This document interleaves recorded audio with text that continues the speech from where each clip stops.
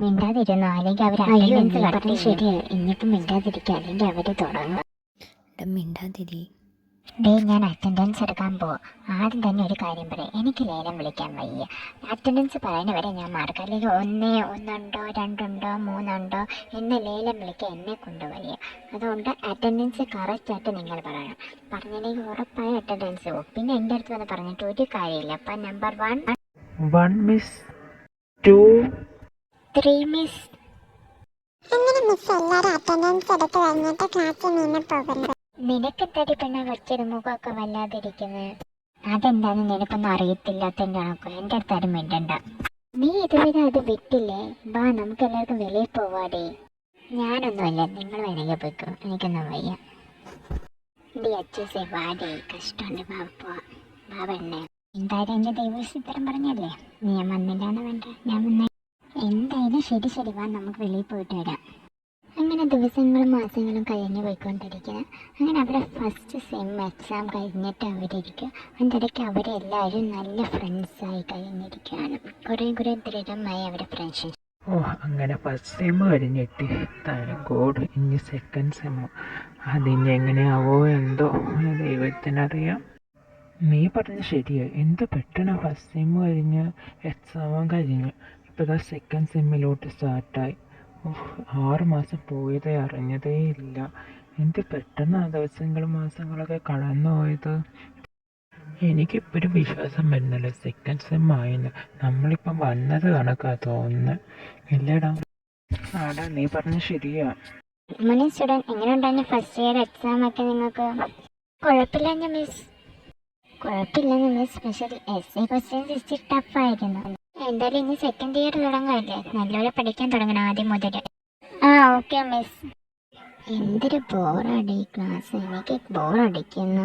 ശരിയാ, ഭയങ്കര ബോറിങ്. ഇവരെന്താ കാണിക്കുന്നത്? എന്താ പറ്റിയ, എന്ത് കാണിക്കുന്ന നീ പറയുന്നത്? അഴകെ ആഴിക്കണ്ണാലെ തഴുകും അമ്പിളി കുഞ്ഞോളെ അരികിൽ ചേർന്നിരിക്കൂലേ നിലവേ, വെറുതെ വാടി നിൽക്കാതെ ചിരിയിൽ.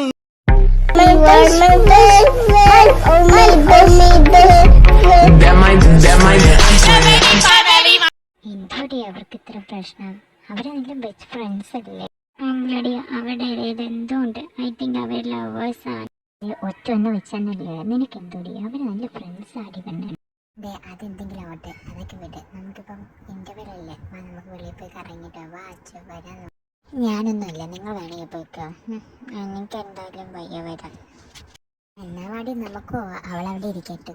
അല്ല പിന്നെ വാ, നമുക്ക് പോവാം. കുറച്ചു നേരം അവളെ താനേ ഇറങ്ങി വന്നോളൂ, നോക്കിക്കോ. അത് നീ പറഞ്ഞ ശരിയാ, വാ നമുക്ക് പോവാം. അവർ പോയോ തെണ്ടികള്? എന്നാലും എന്നെ കൂട്ടാതെ പോയില്ല. അല്ല, നിർബന്ധിക്കെങ്കിലും ചെയ്യും. അല്ലെങ്കിൽ ഇപ്പം ഞാൻ അവർക്ക് ആരുമില്ല. അല്ലെങ്കിൽ അവർ വിളിച്ചില്ലെങ്കിൽ എനിക്ക് ഒറ്റയ്ക്ക് പോകാനല്ലേ, എനിക്കാരും സഹായമൊന്നും ഉണ്ടാവും.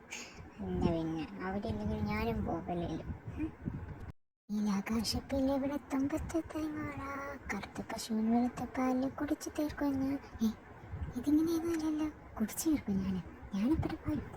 അല്ലല്ലോ, ഇതിലെവിടെയോ എന്തോ ഒരു മിസ്റ്റേക്ക്. എന്തെങ്കിലും ആവട്ടെ. ഓ മൈ ഗോഡ്, ഞാൻ എന്തേ കാണുന്നത്? ഫ്രഞ്ചോ ഇവർ? One kiss is all it takes, falling in love with me, possibilities. ഞാനെന്ത് ചെയ്യുമേ, ഇതെങ്ങനെ ശരിയാവും? അപ്പം ഇവര് റിയലി കപ്പിൾസ് ആണോ? അപ്പം ഞാൻ പറഞ്ഞത് ശരിയാണ്. അതല്ല ആ പെണ്ണുങ്ങൾ പറഞ്ഞ ഇവർ ഫ്രണ്ട്സ് ആണെന്ന്. ഓ മൈ ഗോഡ്, അപ്പം ഞാൻ പറഞ്ഞത് സത്യമാണല്ലേ? ബട്ട് ഇവർ ഭ്രാന്ത് പിടിക്കുന്ന പുല്ലൊടിക്കാനത് നിങ്ങൾ ഇതുവരെ കഴിഞ്ഞില്ലേ? അങ്ങനെ വിട്ടാൽ ശരിയാകത്തില്ല. ഡാഡിയോ അല്ലല്ലോ, ഡാഡാരല്ലേ? എന്തോടാ നീ കാണിക്കുന്നേ? നീ എന്താ ഇവിടെ? അതൊക്കെ അവിടെ ഇക്കട്ടെ, മക്കളെന്താ ഇവിടെ ചെയ്യുന്നേ? പറ. ഞങ്ങളെന്ത് ചെയ്തെന്നാ നീ പറയുന്നേ? അത് മെച്ചുമ്പോ പൊട്ടം കളിപ്പിക്കട്ടെ. നിങ്ങൾ കിസ് ചെയ്യുന്ന ഞാൻ കണ്ടതാ. അയിന് ഓഹോ, അങ്ങനെയാണോ? ഞാൻ ഇത് എല്ലായിടത്തും പറഞ്ഞു നോക്കിക്കോ. ഞാൻ എല്ലായിടത്തും